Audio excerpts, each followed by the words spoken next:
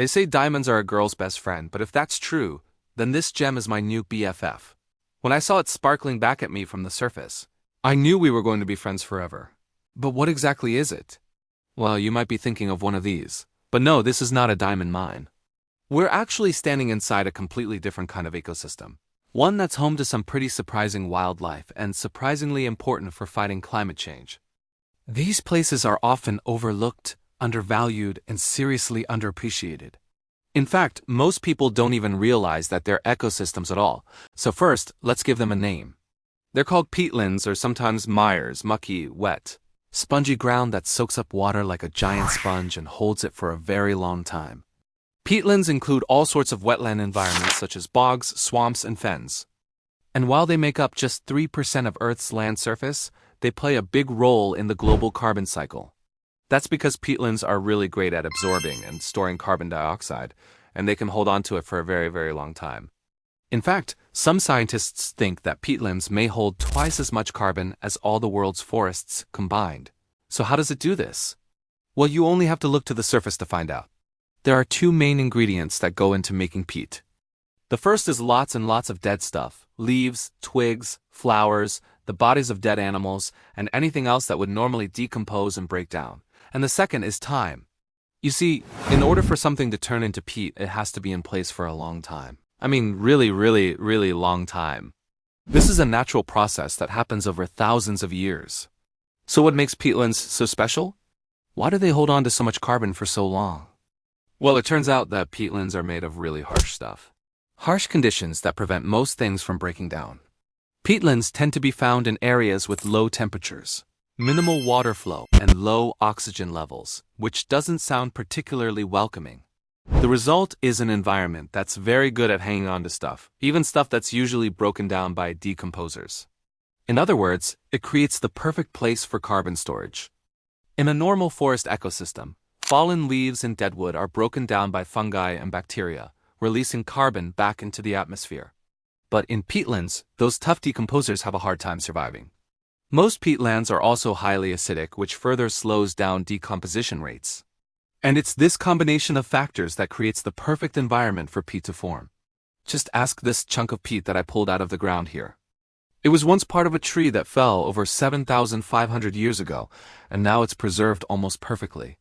Not only does this environment help preserve ancient trees, but it's also helped preserve other types of life.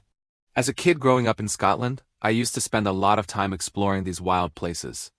And while they might seem a little scary at first glance, they're actually home to all kinds of interesting wildlife. Take a closer look, and you'll start to notice all the plants and animals that call this place home. These beautiful round growths are sphagnum moss, one of the main types of plants that grow in bogs. They tend to grow in layers, and each new layer grows on top of the previous one, helping to create the spongy, wet environment that bogs are known for. And these guys aren't the only ones. Living in peatlands, you'll also find sundews, capenses, a type of carnivorous plant that uses its long tongue to capture insects. There are even trees like the black spruce that grow here. Despite the tough environment, all these organisms have found ways to survive and thrive in peatlands. And they wouldn't be able to do so if the environment wasn't so good at keeping itself intact. But there's another reason why peatlands are so great at storing carbon. And it has everything to do with water. One of the coolest things about peatlands is their ability to soak up huge amounts of water. The partially decayed plant matter that makes up peat acts like a giant sponge, helping to hold on to water even during dry periods. And this is important for a couple of reasons. First, it helps protect against flooding by slowing down the flow of water and giving it somewhere to soak up. And secondly, it helps keep the carbon locked away. You see, when peatlands get waterlogged, they become even better at holding on to carbon.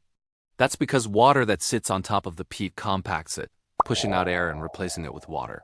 This makes the environment even more hostile to decomposers, slowing down the breakdown of dead plant matter and helping to lock away carbon for even longer. In fact, peatlands are so good at soaking up water that in some places they can hold on to 20 times their weight in water. That's like me carrying around 20 of myself. And it's this combination of factors that has allowed peatlands to store so much carbon for so long. It's a slow process that takes thousands of years, but over time, the results are pretty amazing. In fact, some peatlands are so efficient at storing carbon that they've been nicknamed natural carbon traps. So how much carbon are we talking about here? Well, it's a lot. According to some estimates, peatlands hold around 550 gigatons of organic carbon, which is roughly twice the amount of carbon stored in the world's forests. And that's just the carbon stored in the peat itself. It doesn't even take into account the carbon stored in the vegetation or the soil. So the true amount of carbon stored in peatlands could be even higher. This is serious stuff. You see, as we know, carbon is everywhere. It's in the air we breathe, the water we drink, and even the ground we walk on. But too much of it in the atmosphere can cause some serious problems. You might have heard of the greenhouse effect. Well, it's a natural process that helps keep our planet habitable by trapping heat from the sun. But human activities have increased the amount of carbon in the atmosphere, leading to an enhanced greenhouse effect and ultimately to climate change.